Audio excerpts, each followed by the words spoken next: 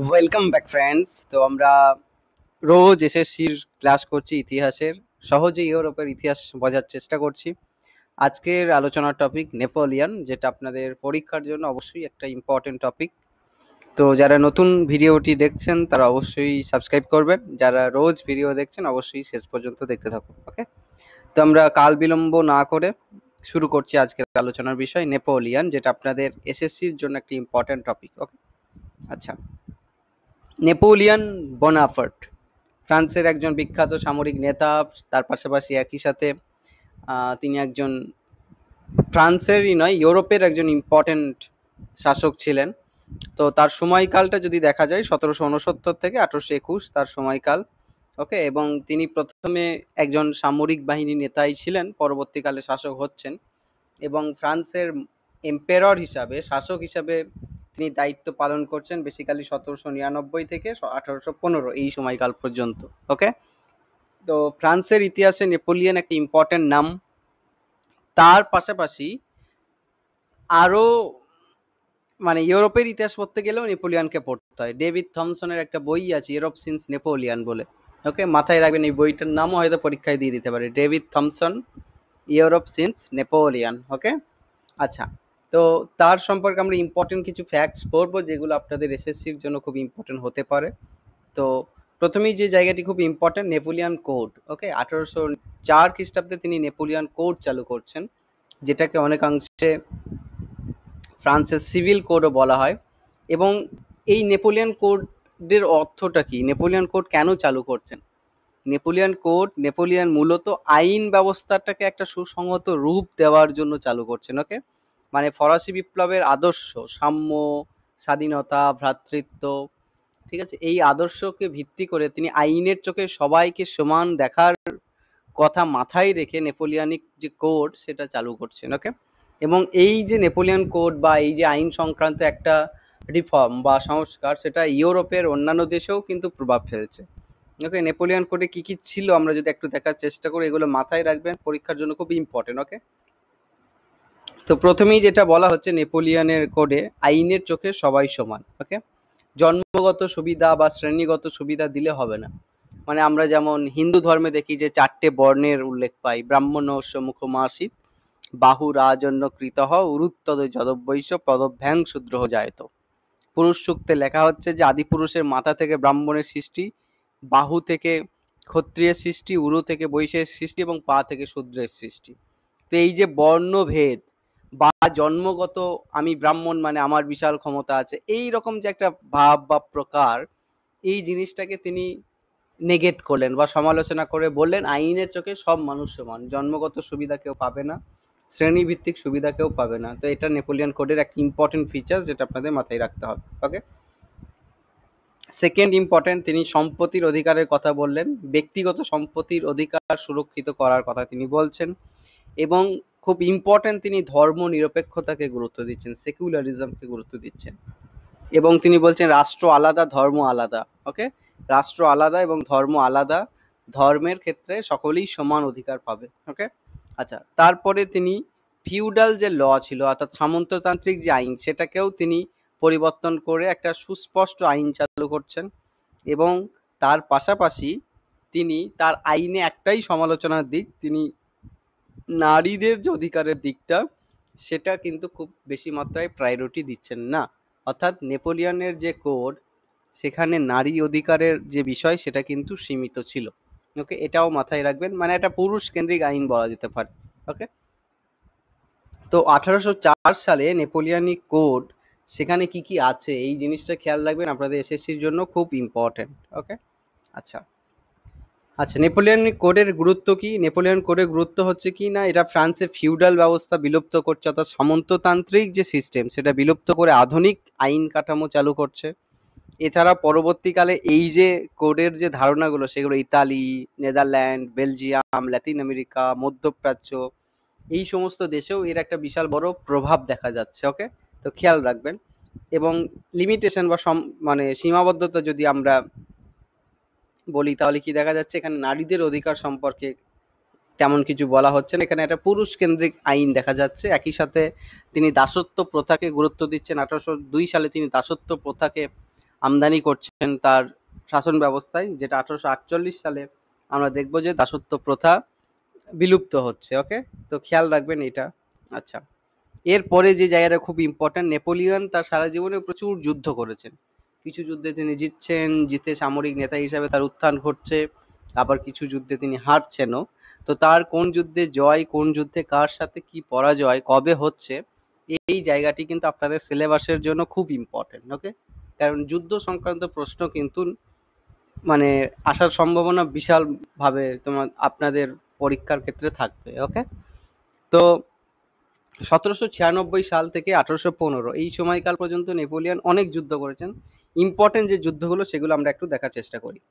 প্রথম ইম্পর্টেন্ট যুদ্ধ হচ্ছে ট্রাফালগারের যুদ্ধ, 1805 সালের ট্রাফালগারের যুদ্ধ। ওকে, তো 1805 সালে তিনি ট্রাফালগারের যুদ্ধে ব্রিটিশ নৌবাহিনীর কাছে তিনি হারছেন এবং সমুদ্রে যে আধিপত্য সেটা হারাচ্ছেন। ওকে, তো 1805 সালে ট্রাফালগারের যুদ্ধ ব্রিটিশদের সাথে হচ্ছে এবং সেই যুদ্ধে তিনি হারছেন। তারপরে ইম্পর্টেন্ট যুদ্ধ হিসেবে আমরা দেখতে পাচ্ছি অস্টারলিচের যুদ্ধ। অস্টারলিচের যুদ্ধ 1805 সালে, এবং এই যুদ্ধে নেপোলিয়ন জিতছেন এবং এটা তার শাসক হিসাবে সবচেয়ে একটা বড় জয় ছিল। ওকে, অস্টারলিচের যুদ্ধ, এবং এই যুদ্ধের জেতার মাধ্যমে তিনি পবিত্র রোমান সাম্রাজ্য তার পতনের যে সূত্রপাত সেটা কিন্তু ঘটিয়ে দিচ্ছেন। ওকে, তো এটাও একটু খেয়াল রাখবেন। 1812 সাল ফ্রান্সের শাসক নেপোলিয়ন রাশিয়ার মস্কো আক্রমণ করছেন। ঠিক আছে, কিন্তু সেখানের কঠোর একটা প্রতিরক্ষা ব্যবস্থা, কঠিন শীত, এই কারণে তারা মানে পিছিয়ে আসতে বাধ্য হচ্ছে। কিন্তু 1812 সালে তার রাশিয়া আক্রমণ, এটাও একটু খেয়াল রাখবেন সালটা কবে। ওকে, আচ্ছা, তারপরে ইম্পর্টেন্ট যুদ্ধের সাল হিসাবে অবশ্যই মাথায় রাখতে হবে লিপজিগের যুদ্ধ। ঠিক আছে, এখানে 6টা জোটের সাথে তার যুদ্ধ হচ্ছে 1813 সালে, এবং 6টা জোটের সাথে এই যুদ্ধে তিনি পরাজিত হচ্ছেন এবং ফ্রান্সে বিভিন্ন বাইরের শক্তিরা আক্রমণ করছে। ওকে, এটাও খেয়াল রাখবেন। 1815 সাল ব্রিটেনের কাছে নেপোলিয়ন ওয়াটারলু যুদ্ধে পরাজিত হচ্ছেন। ঠিক আছে, তো এবং এর মাধ্যমেই তার যে সাম্রাজ্য তার পতন ঘটছে, নেপোলিয়নের পতন ঘটছে। ওকে, খেয়াল রাখবেন, ইম্পর্টেন্ট।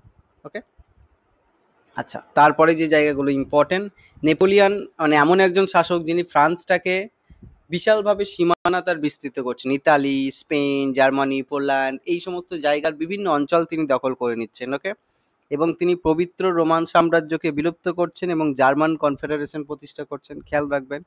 আচ্ছা, আর তার লিমিটেশন, তিনি কোন কোন জায়গায় ব্যর্থ হচ্ছেন? রাশিয়াতে ব্যর্থ হচ্ছেন, জোটবদ্ধ ইউরোপীয় শক্তি অর্থাৎ ব্রিটেন, রাশিয়া, প্রাশিয়া, অস্ট্রিয়া এদের কাছে ব্যর্থ হচ্ছেন। তার যে কন্টিনেন্টাল সিস্টেম, অর্থনৈতিক অবরোধের যে চেষ্টা, সেটাও ব্যর্থ হচ্ছে, এবং লাস্টে 1815 সালে ওয়াটারলু যুদ্ধে তিনি ব্যর্থ হচ্ছেন বা পরাজিত হচ্ছেন। ওকে, খেয়াল রাখবেন, ইম্পর্টেন্ট।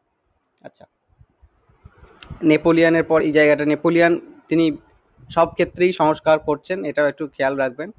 আচ্ছা, আচ্ছা, নেপোলিয়ন মোটামুটিভাবে শিক্ষা ব্যবস্থার দিকেও গুরুত্ব দিচ্ছেন, জনশিক্ষার দিকে তিনি গুরুত্ব দিচ্ছেন, ধর্মের ক্ষেত্রে ধর্ম নিরপেক্ষতার কথা বলছেন। তার সময়কালে জাতীয়তাবাদের স্ফুরণ দেখা যাচ্ছে। তিনি ফ্রান্সের যে জাতীয়তাবাদী একটা ধারণা সেটাকে নতুন করে রিভাইভ করছেন, জাগরণ ঘটাচ্ছেন, এবং আইনের ক্ষেত্রে সবাইকে সমান করে দেখার যে কথা বা প্রবণতা সেটাও তিনি শুরু করছেন। তো এইগুলো একটু খেয়াল রাখবেন। ওকে, আচ্ছা, নেপোলিয়ন সংক্রান্ত আমরা 30টি প্রশ্ন, আমরা প্রত্যেকটা টপিকের শেষে 30টা প্রশ্ন আলোচনা করছি। তো এই ক্লাসটিতেও সেটা থাকছে, তো আপনারা দেখুন। আচ্ছা, নেপোলিয়ন কোড কবে প্রণীত হয়? 1804 খ্রিস্টাব্দে, আমরা এখনই আলোচনায় পেলাম। আচ্ছা, নেপোলিয়ন কোডের অন্য নাম কি ছিল? এটাও আমরা আলোচনায় পেয়েছি, ফরাসি সিভিল কোড। খেয়াল রাখবেন। নেপোলিয়ন কোডের প্রধান বৈশিষ্ট্য কি? আইনের সামনে সবার সমান্তর কথা বলা হচ্ছে, বা সবাই সমান আইনের চোখে। ওকে, আচ্ছা, 4 নম্বর প্রশ্ন, নেপোলিয়ন কোডে নারীদের অধিকার কেমন ছিল? সীমিত অধিকার ছিল, সম্পূর্ণ স্বাধীনতা ছিল না, পুরুষের সমান অধিকারও ছিল না, তো সীমিত অধিকার ছিল, এটাও খেয়াল রাখবেন। আচ্ছা, নেপোলিয়ন কোড কোন বিপ্লব আদর্শের উপর ভিত্তি করে প্রণীত হয়? অবশ্যই ফরাসি বিপ্লব। ওকে, খেয়াল রাখবেন। 6 নম্বর প্রশ্ন, নেপোলিয়ন কোড কোন ক্ষেত্রে বিশেষ প্রভাব ফেলে? সামরিক আইন, সিভিল আইন, ধর্মীয় আইন নাকি অর্থনৈতিক আইন? অবশ্যই সিভিল আইন। ওকে, আচ্ছা, নেপোলিয়ন কত সালে ফ্রান্সের প্রথম কনসাল হন? ইম্পর্টেন্ট, খেয়াল রাখবেন, ভেরি ভেরি ইম্পর্টেন্ট। 1799 সালে তিনি প্রথম কনসাল হচ্ছেন। ওকে, আচ্ছা, ট্রাফালগারের যুদ্ধ কবে হচ্ছে? ট্রাফালগারের যুদ্ধ হচ্ছে 1805 সালে। খেয়াল রাখবেন, ইম্পর্টেন্ট। ট্রাফালগারের যুদ্ধে নেপোলিয়ন কার কাছে পরাজিত হচ্ছেন? আমরা এখনই পড়লাম, ব্রিটেনের কাছে হারছেন। আচ্ছা, অস্টারলিচের যুদ্ধ নেপোলিয়ন কাদের কাছে পরাজিত হচ্ছেন? ওহো, অস্টারলিচের যুদ্ধে প্রথম নেপোলিয়ন জিতছেন, কাদেরকে তিনি হারাচ্ছেন? বেসিক্যালি রাশিয়া এবং অস্ট্রিয়াকে তিনি হারাচ্ছেন। ওকে, একটু খেয়াল রাখবেন, রাশিয়া এবং অস্ট্রিয়াকে তিনি হারাচ্ছেন অস্টারলিচের যুদ্ধে। ওকে, আচ্ছা, নেপোলিয়ন কত সালে রাশিয়া আক্রমণ করেন? 1812 খ্রিস্টাব্দ, আমরা এখনই পেলাম। আচ্ছা, রাশিয়া আক্রমণে কেন নেপোলিয়ন ব্যর্থ হচ্ছেন? কঠিন শীত এবং রাশিয়ার প্রতিরোধ ব্যবস্থার জন্য। ওকে, ওয়াটারলু যুদ্ধ কবে হচ্ছে? 1815 খ্রিস্টাব্দ, আমাদের মাথায় রাখতে হবে, ইম্পর্টেন্ট প্রশ্ন নেপোলিয়ন থেকে। আচ্ছা, 14 নম্বর প্রশ্ন, ওয়াটারলু যুদ্ধে নেপোলিয়ন কার কাছে পরাজিত হন? যে সেনাপতির কাছে পরাজিত হন তার নাম হচ্ছে ডিউক অফ ওয়েলিংটন। ওকে, খেয়াল রাখবেন। আচ্ছা, লিপজিগের যুদ্ধ কোন নামে পরিচিত? লিপজিগের যুদ্ধকে বলা হয় জাতি সমূহের যুদ্ধ। ওকে, এটাও একটু খেয়াল রাখবেন। 16 নম্বর প্রশ্ন, নেপোলিয়ন কোন সাম্রাজ্য বিলুপ্ত করেন? পবিত্র রোমান সাম্রাজ্য, এটা আমরা আলোচনায় পেয়েছি। নেপোলিয়ন কোন দেশে কনফেডারেশন অফ দ্য রাইন প্রতিষ্ঠা করেন? জার্মান কনফেডারেশন প্রতিষ্ঠা করেন জার্মানিতে, এটাও আমরা আলোচনায় পেয়েছি। আচ্ছা, কন্টিনেন্টাল সিস্টেমের উদ্দেশ্য কি ছিল? ব্রিটেনের অর্থনীতিকে দুর্বল করা, অর্থাৎ মহাদেশীয় যে অবরোধ সেই সৃষ্টি করে ব্রিটেনকে দুর্বল করার জন্য এটা কিন্তু চালু করেছিলেন। তো এটিও একটু খেয়াল রাখবেন। ওকে, আচ্ছা, তারপরের প্রশ্ন খুব ইম্পর্টেন্ট প্রশ্ন, নেপোলিয়ন কবে নিজেকে ফ্রান্সের সম্রাট হিসেবে ঘোষণা করছেন? তো 1804 খ্রিস্টাব্দ। ওকে, খেয়াল রাখবেন। আচ্ছা, নেপোলিয়নের সম্প্রসারণে কোন দেশ সবচেয়ে কম প্রভাবিত হয়? সবচেয়ে কম প্রভাবিত হয় ব্রিটেন। ওকে, ব্রিটেন সবচেয়ে কম প্রভাবিত হয়। নেপোলিয়ন কেন ব্যর্থ হচ্ছেন বা তার পতনের মূল কারণ কি? রাশিয়ার আক্রমণে তিনি ব্যর্থ হচ্ছেন সেই কারণে। ওকে, আচ্ছা, তারপরে প্রশ্ন ইম্পর্টেন্ট, নেপোলিয়ন প্রথম কোথায় নির্বাসিত হন? এলবা দ্বীপে। ওকে, এলবা দ্বীপে তিনি প্রথম নির্বাসিত হন এবং শেষে 1815 সালে তাকে সেন্ট হেলেনাতে নির্বাসিত দেওয়া হচ্ছে। 1815 সালে যখন তিনি হেরে যাচ্ছেন ওয়াটারলু যুদ্ধে, তাকে সেন্ট হেলেনাতে নির্বাসিত দেওয়া হচ্ছে। ওকে, আচ্ছা, ওয়াটারলু যুদ্ধের পর কোন চুক্তির মাধ্যমে ইউরোপে শান্তি প্রতিষ্ঠাপিত হয়? 1815 সালে পরে যে যুদ্ধ সন্ধিটা হচ্ছে সেটা হচ্ছে ভিয়েনা কংগ্রেস। ওকে, খেয়াল রাখবেন। আচ্ছা, নেপোলিয়নের পতনের পর ফ্রান্সে কোন রাজবংশ পুনরায় শাসন ব্যবস্থায় আসে? তো যে রাজবংশ পুনরায় শাসন ব্যবস্থা আসে তার নাম হচ্ছে বুর্বো বা বর্বো। ওকে, বুর্বো। আচ্ছা, 26 নম্বর প্রশ্ন, নেপোলিয়ন কোন ক্ষেত্রে জাতীয়তাবাদের উত্থানে ভূমিকা রাখেন? ইতালি এবং জার্মানি। নেপোলিয়নের শিক্ষা সংস্কারের ফলে কি প্রতিষ্ঠিত হয়? জনশিক্ষা ব্যবস্থা। নেপোলিয়ন কোন ধর্মীয় গোষ্ঠীকে মুক্তি দেন? ইহুদিদেরকে তিনি মুক্তি দেন এবং ধর্মনিরপেক্ষতার কথা বলছেন। আচ্ছা, 29 নম্বর প্রশ্ন, নেপোলিয়ন কন্টিনেন্টাল সিস্টেম কোন দেশের বিরুদ্ধে প্রয়োগ করছেন? ব্রিটেনের বিরুদ্ধে, খেয়াল রাখবেন। আচ্ছা, নেপোলিয়নের উত্তরাধিকারের মধ্যে কোনটি সবচেয়ে গুরুত্বপূর্ণ ছিল? Napoleonic code. ওকে, তো আমরা 30টি খুব ইম্পর্টেন্ট এমসিকিউ আলোচনা করলাম এবং নেপোলিয়ন সংক্রান্ত কিছু জায়গা আমরা আলোচনা করলাম। তো একটু খেয়াল রাখবেন, নেপোলিয়ন আপনাদের জন্য কিন্তু একটা ইম্পর্টেন্ট টপিক। ওকে, যারা রোজ ক্লাস করছেন তাদেরকে অসংখ্য ধন্যবাদ জানাই এবং ক্লাসগুলো রেগুলার ফলো করুন। আমরা এমসিকিউ, ব্ল্যাকবোর্ড সিরিজ বা অন্যান্য অনেক কিছুই আপলোড করছি, তো রোজই কিছু না কিছু ভিডিও আপলোড করা হচ্ছে, সাবস্ক্রাইব করে রাখবেন। তো সকলকেই ধন্যবাদ, থ্যাংক ইউ। ওকে।